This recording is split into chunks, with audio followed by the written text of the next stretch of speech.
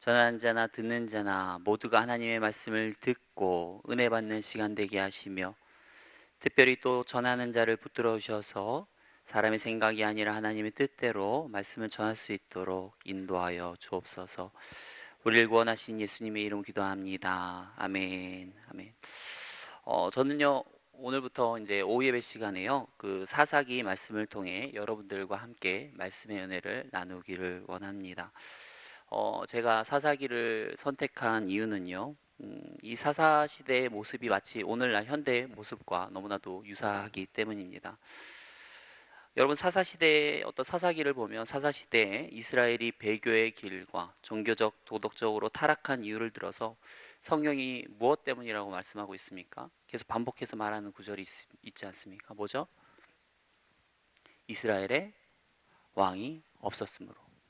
이스라엘의 왕이 없기 때문에 이러한 일이 일어나고 있다라고 하는 것들을 반복해서 말하고 있습니다. 이것은 사실 오늘날도 마찬가지입니다. 우리가 살아가는 역시 사람마다 제각기 소견이 옳은 대로 행하고 있고, 절대적 진리 없이 개인의 주관성이 진리의 척도가 되어서 자신의 어떤 자신이 왕이 되어 살아가고 있는 포스트 모더니즘의 사회를 살고 있습니다. 따라서 우리가 사사기를 보면서 참 불편해하면서 저렇게 살면 안 되는데 불편하다 그냥 이렇게 지적하고 끝나면 되는 거가 아닌 거예요. 사사기를 보면서 저렇게 살면 안 되는데가 아니고, 그 사사 시대와 오늘날을 비교하면서 그런 사사기에서 나오는 어떤 이야기의 인물들의 모습을 통해서 자신의 모습을 봐야 됩니다. 나도 혹시 이 사람들처럼 이렇게 타락하여서 왕이 없이 내 멋대로 내 가치관, 내가 주장하는 대로 살아가는 것은 아닌지 분별하는 것이 굉장히 중요한 것이죠. 그래서 성경에 보면 사사시대의 문제를 이야기하면서 계속해서 이스라엘의 왕이 없어서 그렇다라는 말은요, 반대로 말하면 이스라엘의 왕이 뭐겠어요? 필요하다. 반드시 이스라엘의 왕이 필요하다는 것을 지금 계속 이야기하는 것이죠. 오늘날도 마찬가지입니다. 오늘날 사람들이 이렇게 절대적 진리를 잃어버리고 각기 옳은 대로 살아가는 시대 가운데 가장 먼저 회복해야 되는 메시지는 바로 우리에게 왕이 필요하다라는 것입니다. 저와 여러분들이 앞으로 계속해서 나누는 이 사사기 말씀을 통해서요, 가정과 삶 가운데 가장 먼저 이 왕이 회복되는 역사가 일어나길 축원합니다.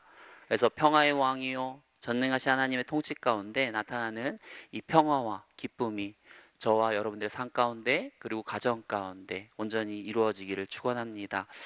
여러분, 오늘 사사기 말씀을 처음에 살펴보면요, 사사기를 처음 시작하는 말이 무엇입니까? 여호수아가 죽은 후에예요. 여호수아가 죽은 후에 이 말로 시작해가지고 해서 다음 사울 왕이 세워지는 그때까지를 들어서 이 한 350여 년의 시간을 들어 사사 시대라고 말을 합니다. 여러분, 그러면 그 여호수아서는 혹시 어떠한 말로 시작되는지 아십니까? 여호수아서 뭐예요? 맞아요. 모세가 죽은 후에예요. 사사기는 여호수아가 죽은 후에, 또 여호수아는 모세가 죽은 후에라는 말로 이렇게 시작이 되고 있습니다. 여러분, 모세가 더 위대한가요? 여호수아가 더 위대한가요? 아무래도 윗사람인 모세가 낫겠죠. 맞죠? 모세가 더 위대하다고 생각을 한다면, 그러면 이스라엘 가운데 지금 두 명의 위대한 인물들이 죽었잖아요. 죽은 후에 이제 삶이 어떤 이 성경이 시작되고 있는데, 그렇다면 이스라엘 가운데 누구의 죽음이 더 어떤 혼란이라든지 파장이라든지 더 컸겠습니까? 모세가 더 크지 않았겠습니까? 그런데 막상 이 성경을 살펴보면 모세가 죽은 후에는 별로 문제가 없이 돌아가요. 잘 흘러갑니다, 이 뜻대로. 근데 사사기는 어때요? 여호수아가 죽은 후에는 우리가 생각할 때는 어떻게 보면 모세가 더 위대한 인물이면 더 이스라엘이 혼란스럽고 고통스러워야 되는데, 여호수아가 죽은 이후에 더 이스라엘이 혼란스럽고 고통스러운 삶을 살고 있다는 것이죠. 무슨 차이가 있는 걸까요? 왜 그럴까요? 누가 없어요? 다음 세대가 없어요. 모세가 죽은 후엔 누가 있습니까? 여호수아가 있어요. 이스라엘을 이끌 수 있는 그 여호수아가 있어요. 근데 여호수아가 죽은 후에는 이스라엘을 이끌 만한 그 지도자가 없어요. 지도자의 부재가 이만큼 중요한 겁니다. 이들을 이끌 만한 지도자가 있느냐 없느냐에 따라 그 똑같은 어떠한 이스라엘이 패역의 길로 가느냐 패역의 길이 아니라 하나님의 말씀대로 살아가느냐, 이것을 나누는 기준이 될 수도 있다고요. 그러다 보니까 이 다음 세대를 온전히 이끌어가는 그 지도자가 참으로 너무나도 중요한 거예요. 그런데 과연 여호수아는 이것을 몰랐을까요? 그래서 안 내놓고 갔을까요? 아니면 여호수아는 무책임한 자여서 그랬을까요? 왜 여호수아는 다음 세대 지도자를 안 세우고, 자기도 모세가 자기를 세워줬으면 자기도 다음 세대 지도자를 세워야 될 거 아닙니까? 근데 왜 그는 다음 세대 지도자를 안 세우고 그냥 홀로 갔을까요? 왜 그랬을까요? 성경에 보면 정확하게는 이유가 나와 있지 않습니다. 하지만 두 가지 측면에서 그 이유를 살펴볼 수가 있어요. 첫 번째는 군사적인 측면, 두 번째는 종교적인 측면입니다. 먼저 군사적인 측면에서 살펴보면요, 이 가나안 정복 전쟁이 어떻게 이루어지는지를 이해를 해야 됩니다. 가나안 정복 전쟁은 총 3가지 단계를 거쳐서 정복 전쟁이 이루어집니다. 즉 처음에는, 첫 번째는요, 이스라엘 전체 연합군이 가나안에 있는 주요 거점 지역들을 파괴하고 그것들을 승리하는 어떤 이러한 것을 먼저 합니다. 그리고 두 번째 단계는 각 지파별로 땅을 분배하고요. 그리고 세 번째는 그 각 지파들이 이제 나머지 구역들을 이제 해결해 나가는 거예요. 정복해 가는 거예요. 그러니까 쉽게 말하면 이런 거입니다. 현대전으로 말하면 딱 전쟁이 시작됩니다. 어떻게 해요? 미사일이 날아가고요. 전투기가 뜹니다. 그래서 어때요? 그 각 상대 지역의 아주 주요 거점이라든지 중요 이런 무기시설이나 이런 것들을 다 파괴합니다. 그리고 어때요? 웬만한 그 중요 시설들이 다 파괴되고 나면 어때요? 이제 지역을 분산시켜 갖고 보병 부대가 들어가죠. 그래서 거기서 보병 전쟁이 이루어지잖아요. 그래서 나머지 잔챙이들을 처리하는 게 일반적인 전쟁의 이제 형태 아닙니까? 마찬가지예요. 가나안도 이렇게 지금 여호수아는 어떤 걸 한 거예요? 큰 어떤 그 거점들을 이미 다 승리를 거둬놨어요. 그리고 분배까지 다 해놨어요. 그러니까 총 3단계 가운데 여호수아는 1단계와 2단계를 훌륭하게 맞춰놨습니다. 즉 3단계는 어떻게 하면 돼요? 이스라엘이 잘 나누어서 하기만 하면 되는 거예요. 이제 나머지 이제 잔챙이들만 이제 소탕하면 되는 것입니다. 그러다 보니까 이 마지막 단계는요, 이 중앙 집권적인 힘을 가지고, 한 사람의 힘을 가지고 어떠한 이 전쟁을 나아가기보다는 각 지파들이 각자의 힘을 가지고 이것들을 해 나가길 원했던 것이죠. 그래서 여호수아는 이 군사적인 측면에서 그 지도자를 세우지 않았습니다. 두 번째로 종교적인 이유도 있었어요. 여호수아는요, 이 이스라엘이 연합하는 것이요, 어떤 군사적인 어떠한 그 힘에 의해서 연합하기보다는 종교적인 힘으로, 그러니까 각 지파들이 이제 각각 이렇게 이 마주한 이 현실의 문제들을 해결하면서 하나님을 의지하면서 자연스럽게 종교적으로 하나가 되길 원했던 거예요. 그러니까 왕으로서 하나가 되는 게 아니라 하나님으로 하나가 되길 원했던 것이죠. 그러다 보니까 이 여호수아는 어떤 그런 측면에서, 어떤 이런 군사적인 측면과 종교적인 측면에서 다음 세대의 지도자를 세우지 않고 넘어간 것이죠. 만약 이 여호수아의 뜻대로 잘 이런 것들이 이루어졌다면 다음 왕정 시대로도 이렇게 자연스럽게 넘어가는 어떤 그런 흐름을 보일 수가 있었습니다. 그런데 어때요? 이스라엘이요, 이러한 어떤 가나안 정복 전쟁에서 이런 군사적인 이유와 종교적인 이유 모두 실패를 하고 말아요. 그러면서 어떻게 됩니까? 350년간의 그 쇠퇴의 길을 걷는 모습을 보게 되어집니다. 여러분, 사사기는요 1장 1절에서 3장 6절까지가 서론입니다. 전체 사사기의 1장 1절에서 3장 6절이 이제 사사기의 서론인데, 이들이 이 사사기에서 말하는 것은 무엇인가 하면, 왜 이들이 이렇게 타락할 수밖에 없었는가, 쇠락의 길로 갈 수밖에 없었는가를 앞서 말한 것처럼 두 가지의 이유를 들어서 말합니다. 첫 번째는 군사적인 실패, 두 번째는 종교적인 실패예요. 오늘 우리가 나누는 2장 5절까지가 바로 군사적인 실패의 내용을 나눕니다. 그리고 다음번에 오후 시간에 나누기 원하는 것은 종교적인 실패의 내용들을 이제 나눌 건데요. 이처럼 이 서론을 통해서 말하고자 하는 것은 무엇인가 하면 왜 이들이 타락의 길로 갈 수밖에 없었는가. 오늘은 뭐라고요?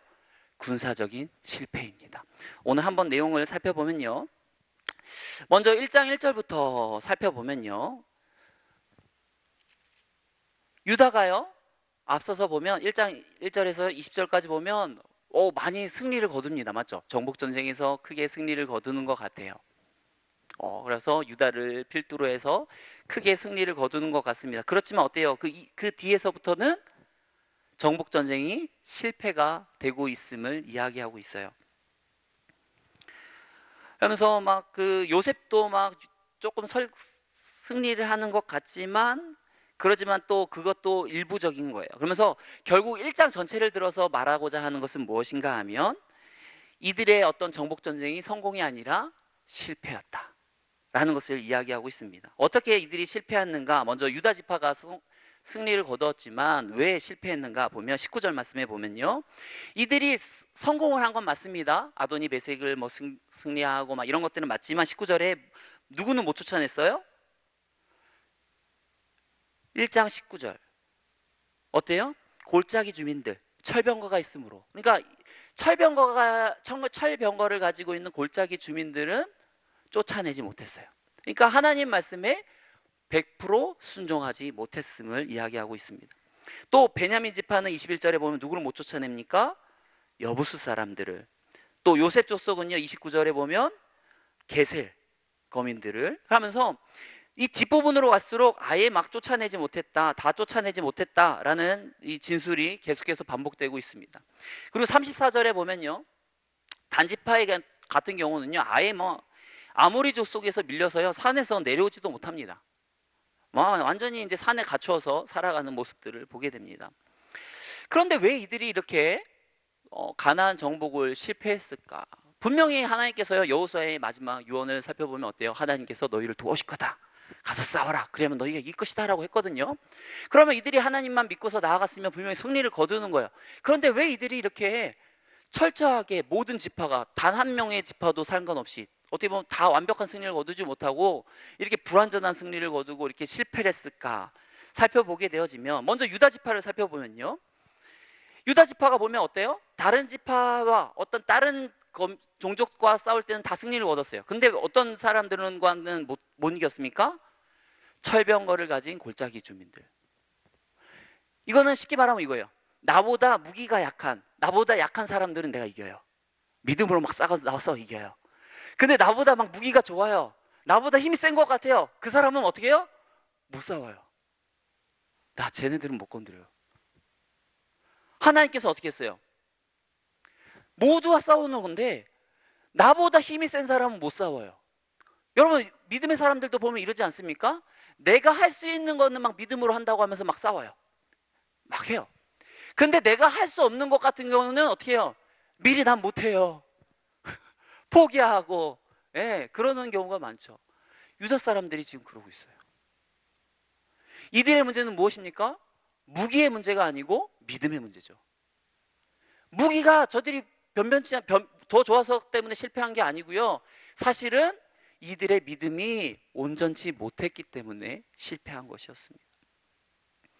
또한 이스라엘 백성들이 가나안 종족들을 이렇게 쫓아내지 못한 것은 무엇인가 하면 그들의 탐욕 때문이에요. 1장 28절 말씀 우리 같이 한번 읽어볼까요? 사사기 1장 28절 말씀 같이 한번 읽겠습니다. 이스라엘이 강성한 후에야 가나안 족속에게 노역을 시켰고 다 쫓아내지 아니하였더라. 지금 보면 이스라엘이 강성한 후에 가나안 족속에 뭘 시킵니까? 노역을 시켰다. 노역을 시켰다라는 표현이 나오고 있어요. 근데 이것이 28절뿐만이 아니고 33절에도 보시면 노역을 시켰다, 35절에도 노역을 시켰다 라는 하면서 이 노역을 시켰다라는 표현이 반복되고 있는 것을 우리가 볼 수가 있습니다. 여기서 이 가나안 종족들을요 쫓아내지 아니하고 노역을 시켰다라는 것은 무엇을 말하는가 하면 가나안 족속을 자신의 종으로 삼았다는 거예요. 그래서 자신들이 뭐 그 당시에는 할 일도 많잖아요. 물도 길러와야 되고 뭐 불도 떼야 되고 뭐 나무도 해야 되고 뭐 여러 가지 일들이 있지 않겠습니까? 그러면 그 일들을 다 그 사람들 가나안 족속들한테 다 시키는 거예요. 그러면서 자기는 떵떵거리면서 쉬려고. 그래서 어때요? 하나님께서는 모두를 다 멸절시키고 다 내보내고 쫓아내고 죽이라고 했는데 어때요? 내 편의 때문에, 나의 탐욕 때문에 하나님께서 말씀하신 것들을 잘 지키지 않는, 온전히 순종하지 않는 모습들을 보게 됩니다. 이것은 마치 어때요? 사울이요, 아말렉 족속 하나님께서 뭐라고 말했어요? 진멸, 해렘하라고 했어요. 완전히 깨끗하게 하나도 남김없이 다 죽이라고 했어요. 해렘 명령이 떨어지면요, 뭐 어린아이, 부녀자 할 것 없이요, 뭐 가축 할 것 없이 다 죽여야 되는 거예요. 그것이 해렘입니다. 그런데 어떻습니까? 아까우니까 소와 양들을 남겨두고 그러지 않습니까? 이렇게 불완전한 순종을 함으로 어떻게 합니까? 하나님께서 이 사울왕을 버리지 않습니까? 순종은요, 완변한 순종이 순종이지 이처럼 불완전한 순종은 순종이 아니에요. 많은 사람들이 하나님의 말씀을 모두 기억해서 청종하여 따르지 아니하고요, 내가 지킬 수 있는 것만 지켜요. 내가 따르고 싶은 것만 따라요. 그건 잘못된 겁니다. 하나님의 말씀에 그 어디서도요, 네가 따를 수 있는 것만, 네가 능력껏 너의 믿음대로 따르라고 하지 않습니다. 그런데 많은 사람들 어떻게 합니까? 안 그래요. 어떻게 그래요? 어떻게 모든 말씀을 다 따르고 삽니까? 그러면서 내가 지킬 수 있는 것만, 이거는 지킬 수 있는 거, 요거는 지킬 수 없는 거 하면서 빼버리고 하면서 자기가 하나님의 말씀을 선택해서 지키죠. 그러고 나는 믿음이 좋은 줄 알아요. 그런데 사사기에 이스라엘 백성들이 망한 이유가 무엇입니까? 그렇게 불완전하게 순종했기 때문이에요. 사울이 망한 이유가 무엇입니까? 그렇게 자기가 지킬 수 있는 것만 지키면서 나는 믿음이 좋다라고 했기 때문이에요. 우리도 마찬가지입니다.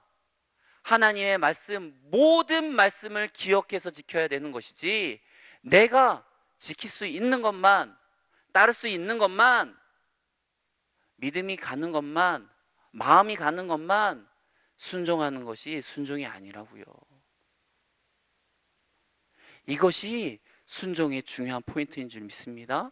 하나님의 모든 말씀을 지켜야 할 줄 믿습니다. 여러분, 이어지는 2장 1절부터 5절에 보면요, 이러한 하나님의 불순종에 의해서 하나님께서 사자를 보내서 책망을 하시고 저주를 합니다. 사사기 2장 2절과 3절 말씀 우리 같이 한번 읽어보겠습니다. 너희는 이 땅의 주민과 언약을 맺지 말며 그들의 제단들을 헐라하였거늘 너희가 내 목소리를 듣지 아니하였으니 어찌하여 그리하였느냐. 그러므로 내가 또 말하기를 내가 그들을 너희 앞에서 쫓아내지 아니하리니 그들이 너희 옆구리에 가시가 될 것이며 그들의 신들이 너희에게 올무가 되리라 하였노라. 아멘. 분명히 어땠어요? 하나님께서 너희는 이 땅의 주민과 언약을 맺지도 말고 그들의 제단을 헐라 했는데 어때요? 그들이 순종하지 않았어요. 쫓아내지 않았어요. 그러다 보니까 어떻게 합니까? 그 남겨진 그들이 너희의 찌르는 가시가 되고 너희를 넘어뜨리는 올무가 될 것이다 라고 분명히 저주하고 있습니다. 이스라엘이요, 하나님께서 주신 이 축복의 땅, 안식의 땅, 젖과 꿀이 흐르는 이 축복의 땅에서 하나님이 원한 것은 그들이 어떤 그곳에서 풍족함과 어떤 하나님의 어떤 기쁨과 복을 누리는 그러한 땅이었습니다. 마치 천국과 같은 그러한 곳이었죠. 그런데 그러한 그 가나안 땅이 축복의 땅이요, 안식의 땅이 아니라 어떤 불안과 핍박과 환란의 땅으로 바뀌어진 데는 어떠한 이유가 있습니까? 그들의 불완전한 순종 때문이었습니다. 하나님에 대해서 말씀에 온전히 순종하지 못하고 하나님 말씀을 불순종함으로써 하나님의 약속의 땅, 축복의 땅이 저주의 땅이 되어지고 혼란의 땅이 되어진 것이죠. 우리가 기억해야 될 것은 무엇인가 하면 우리의 안식과 축복은 하나님과의 바른 관계, 하나님 말씀에 어떤 순종하는 것으로부터 오는 것이지 다른 것으로 오는 것이 아닙니다. 우리가 많은 돈을 가졌다고 해서, 환경이 좋다고 해서, 여건이 좋다고 해서 우리의 삶 가운데 어떠한 축복이 오고 행복이 오고 이런 것이 아니에요. 우리가 오로지 우리 삶 가운데서 안식과 축복을 누릴 수 있는 이유는 하나님과의 온전한 바른 관계, 하나님 말씀에 온전히 우리가 순종하며 나갈 때 이루어지는 것입니다.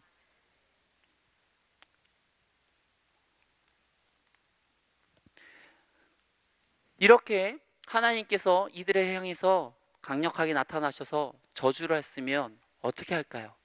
이스라엘 백성들이 어떠한 반응을 보였을까요?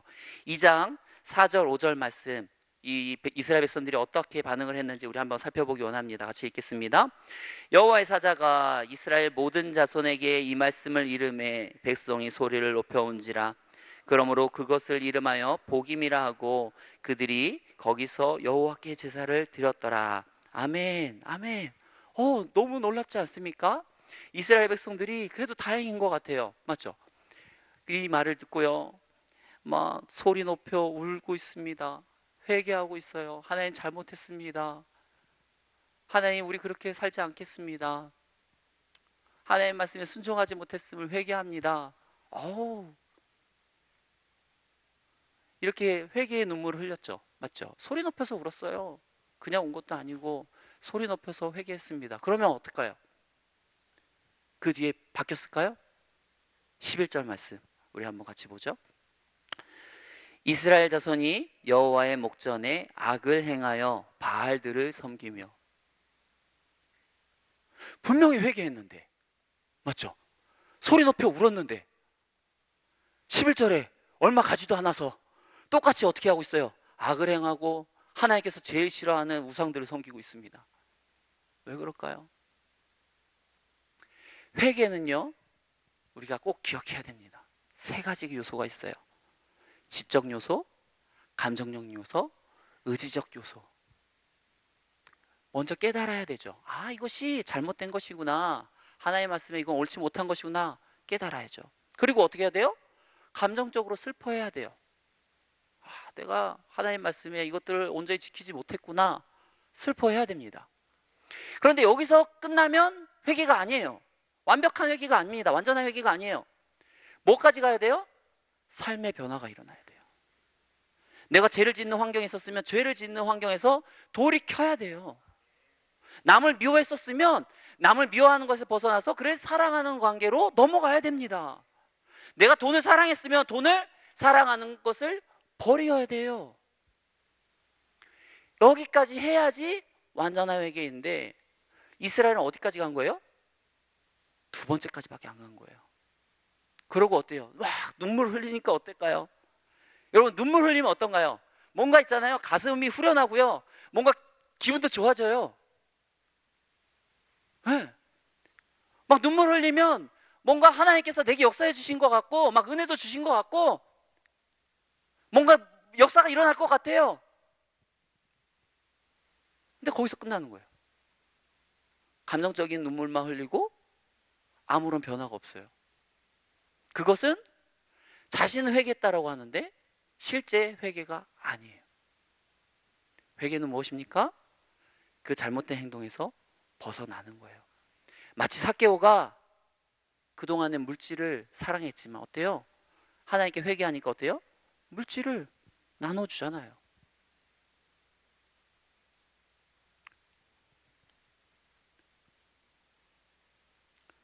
여러분, 회개는요, 이처럼 자신이 사랑하던 것들, 자신을 넘어뜨리는 것들을 벗어버려야 되는 겁니다. 그게 회개예요. 그런데 이것을 죄인 것을 알아요? 그리고 그것들이 자꾸 나를 찔러요?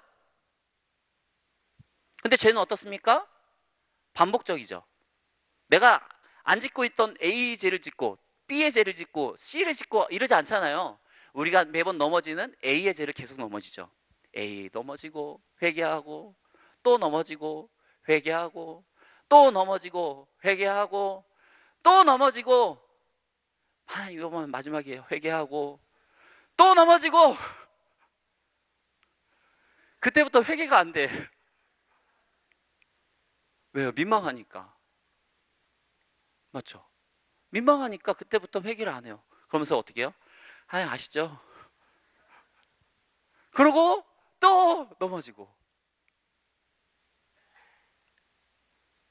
그러면서 나도 모르게 그 죄와 같이 살아갑니다. 어쩔 수 없는 거야. 이건 내가 그토록 오랫동안 회개하면서 버리려고 했는데 안 없어져. 안 떨어져. 이거 어떻게 해?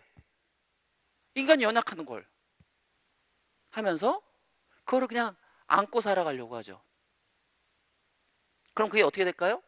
그냥 가시로 남아있을까요? 올무가 되죠. 우리를 넘어뜨리게 됩니다. 가만 안 있어요. 그 죄를 가만히 두었다가는 그것이 그대로 그냥 가만히 가시 정도로 있는 것이 아니라 반드시 우리를 넘어뜨리는 올무가 된다는 것입니다. 완전히 그것 때문에 하나님을 떠나버릴 수도 있다고요.